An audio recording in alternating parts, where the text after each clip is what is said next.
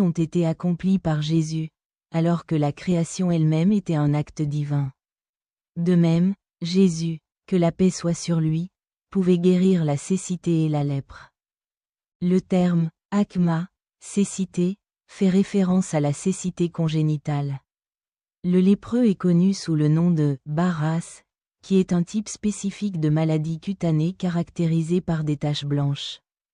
À l'époque de Jésus, que la paix soit sur lui, le domaine de la médecine était avancé et Allah a démontré ses miracles dans le contexte des connaissances existantes.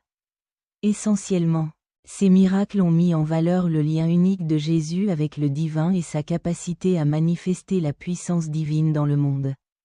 Et de même, la résurrection des morts avec la permission d'Allah.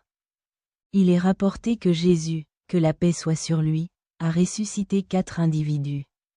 Le premier était un homme connu sous le nom de Al-Adour. Il était décédé quelques jours auparavant et Jésus a vécu Allah et, avec sa permission, l'homme est revenu à la vie et a ensuite eu des enfants. Le deuxième était un homme âgé et alité. Jésus invoqua la miséricorde d'Allah, et l'homme se leva, s'habilla, porta son lit et retourna auprès de sa famille. La troisième était la fille d'un homme nommé Al-Achar.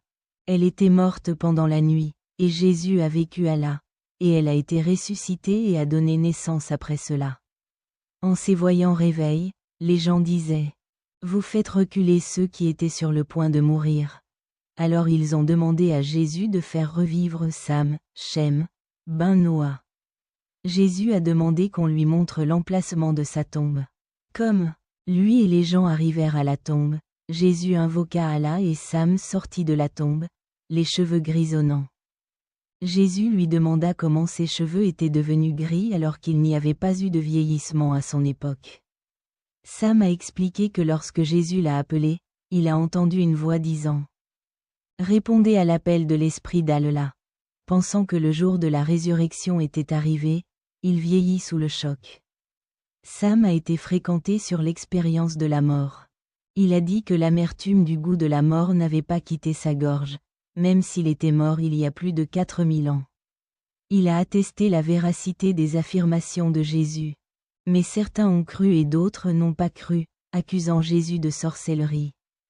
Parmi les miracles de Jésus, il y avait sa connaissance de ce que les gens avaient stocké dans leur maison et de ce qu'ils mangeaient.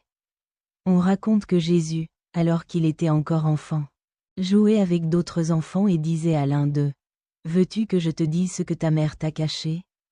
Après accord, Jésus révélait ce que la mère de l'enfant avait caché. L'enfant allait alors voir sa mère et lui exigeait ce que Jésus avait mentionné.